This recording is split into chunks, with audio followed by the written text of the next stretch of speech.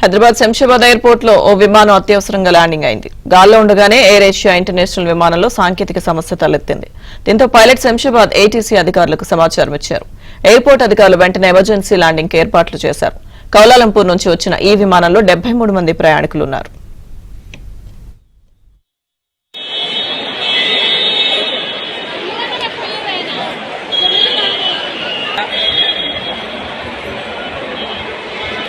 దీంతో pilot Shamshabad ATC అధికారులకు సమాచారం ఇచ్చారు.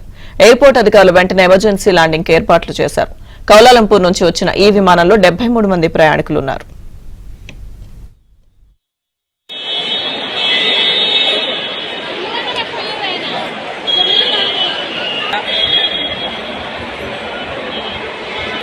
దీంతో పైలట్ శంషాబాద్ ఏటీసీ అధికారులకు సమాచారం ఇచ్చారు.